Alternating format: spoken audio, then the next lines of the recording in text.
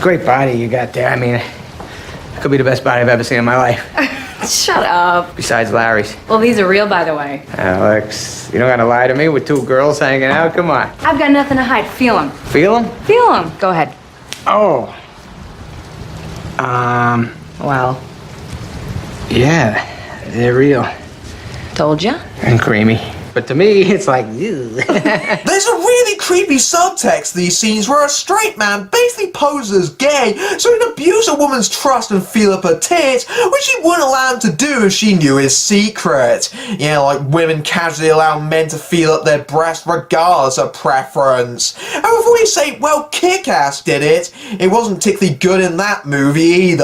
Now that their secret is out, no pun intended, they soon discover that their workmates start treating them differently, which are the scenes which feel like they're remnants of the earlier, smarter versions of this script. What ticks me off about every Tim Burton movie ever made is how plastic they are. But that's only the beginning, as we finally come to see our hero, Johnny Depp. Oh, sorry, my mistake, that's every other Tim Burton film. No, it's Michael, 5 foot tall, 150 pounds soaking wet, and pattern balding Keaton. I've met enough people who liked Keaton in this role, and I can assure you that I have punched every last one of them in the face and stole their wallet. Friggin' idiots! Look, I'm not saying Keaton didn't act well, he's just not the man for the part. Unlike, say, Jack Nicholson as the Joker. That's just a cakewalk for Jack, because hell, he's half-cocked on any given day from snorting the souls of orphan children and drinking Keith Richards' blood. Paint the guy's face white, just tell him to be himself, and let him go on autopilot. Naturally, Nicholson's Joker was obviously inspired by the Adam West 60s version of the Joker, and truthfully, it's done about as well as can be expected.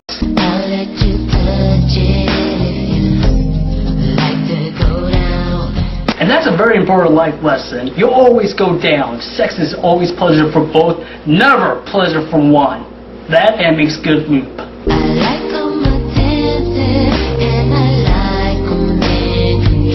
Somebody likes to be the submissive type.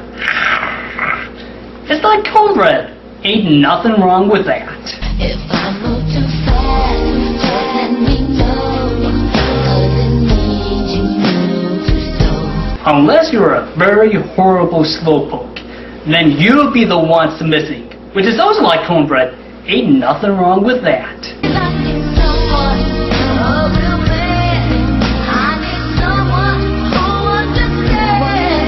Oh, Chili, that just makes your future love life that much more hilarious. Now, as for the chorus.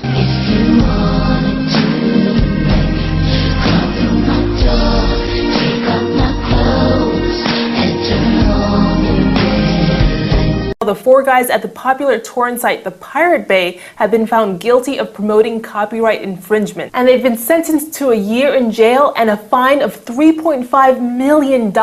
People want what they want when they want it. Our media is no longer constrained by CDs, DVDs, or velvet ropes. It's fluid and digital.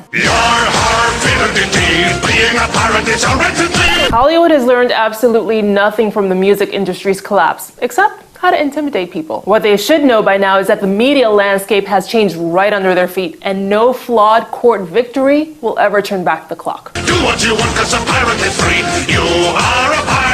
The Pirate Bay links to copyrighted content. It indexes and tracks BitTorrent files from its users who seed the files. In other words, it's a file sharing tool. It doesn't actually store any copyrighted material. In a very real way, this is like saying the Postal Service is complicit and accountable for mail fraud. It's a double standard imposed by corporations and lawyers who still believe they can dictate our lives.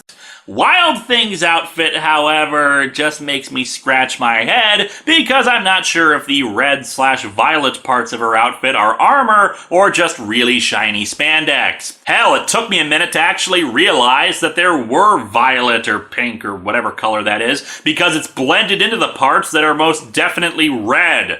Also, she's wearing a scouter from Dragon Ball Z. If I were to rate this outfit, it would definitely not be over 9,000. And in this corner, we have the greatest example of an Escher Girls drawing, wherein Wild Thing is twisting her spine around to show both her ass and chest at the same time. I see Wild Thing's superpower is her contortion skills. And in the other corner, Inside the virtual destruction of the entire Marvel Universe! Why do we need a virtual one? The actual publisher does a fine job of it already. I'm gonna pop some tags. Only got $20 in my pocket. I'm hunting. Damn, that is a cold-ass honky, is a thing people apparently say. Walk into the club like, what up, I got a big cock. Now here's a song that clears a way to the bright, shining new future. No more shall we listen to tedious bragging about wearing the flashiest, most expensive fashion of the moment and all the ridiculous luxury porn that comes with it. No, Macklemore has a bold new vision. Cheap-ass second-hand clothes. Yes, this is what we have to look forward to. I get copping it, washing it, about to go and get some compliments. Yeah, quite honestly, thrift shopping is kind of a stupid thing to rap about, but he sold me on it completely. A sense of coolness that's dictated by something other than a price tag. That's astounding.